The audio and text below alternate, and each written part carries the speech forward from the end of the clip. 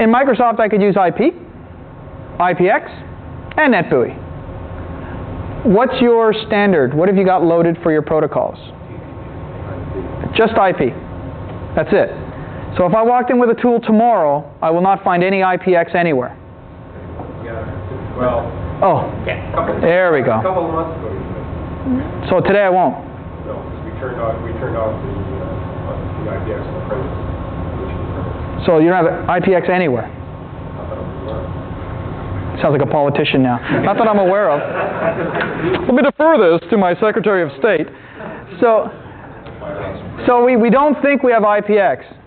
Honestly, do you think somebody out there has it? Yes. All right, thank you. Somebody who's got some realistic experience. So, hey, look, somebody might have turned it on a laptop, right? Might have been a printer you missed. Hey, how about NetBEUI? Oh, yeah. Are you actually using it, or is it just turned on? Well, it's not supposed to be loaded on the workstation. Okay. Sure.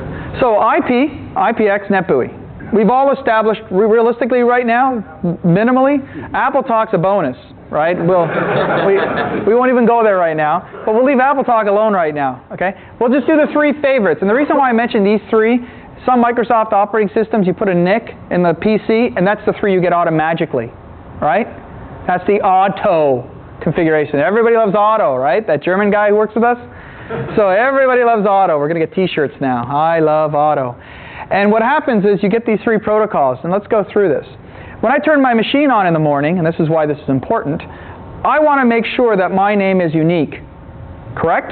You can't have two NetBIOS names that are the same. Much like you can't have two IP addresses that are the same or two MAC addresses that are the same. That's fine. So my machine name is called Tony. T-O-N-Y, Tony. Good. Is that my NetBIOS name? Part of it. A NetBIOS name is actually 16 bytes. 15 bytes is a name, right? The 16th byte is what? Anybody want to take a stab at this? I know you're all not Microsoft people, but I just want to go through this. Like the trailer, like basically what it is, it's a work group. Yeah, exactly. What services are on the device. Yeah, it's called a Microsoft qualifier. So let's go with the basics. So what basic qualifiers or services do you have on an NT workstation? We've got a workstation, because I'm a client. That's 00. 03 is a redirector or a messenger. 20, file and print sharing. Every NT PC can share a file, right? So that's what we got minimally. Hey, look, I got a modem on my laptop. Now I've got the RAS service loaded, right? You might have installed some software that put a little version of SQL on your machine. Now you're an SQL server. And then there's a whole bunch of other stuff you could have put on, but let's leave that alone. So far I counted 4 services minimally. 4. So I am Tony the server, Tony the workstation, Tony the messenger, right? This kind of stuff. And Tony the RAS. And I always say, remember you ever watch those mob movies, Tony the Butcher, Tony the Baker, that kind of stuff? This is like what it is, right? Because there's many Tonys, so we need the right one. So when I turn my machine on, I got to make sure everybody knows that these instances of Tonys exist. And I'm going to do that over every protocol. So I've got 4 over IP, 4 over NetBEUI, and I've got how many over IPX?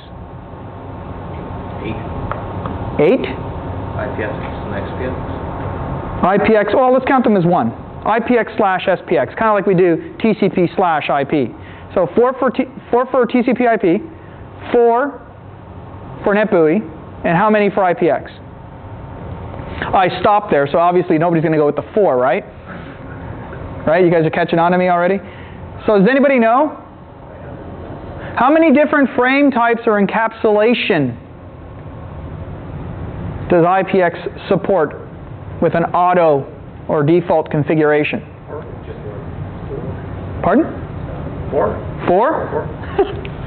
4. 4. You're right, 4. And there's 4 frame types or 4 encapsulation types, and it doesn't matter if you know what they are. I just want to tell you there's 4 of them. So I've got 4 for NetBEUI, 4 for IP, and I've got 4 times 4 for IPX, which is 16. So now I've got minimally 16 plus the 8 is 24 broadcasts so far. And I've got 100 machines on my network. So how many broadcasts am I going to see at any point in time, maximum? 24 times 100 is 2,400, right? That added up pretty quick. Oh, wait a minute. It gets better than that. When I advertise my services over IPX, I need to do it with a SAP. What the heck is a SAP? Protocol. Yes, that one. And you send those out. So who collects the SAPs? Servers, Novell servers, routers, IPX routers, and they propagate this across everywhere. Correct? Can people see this slowly starting to just get out of control already?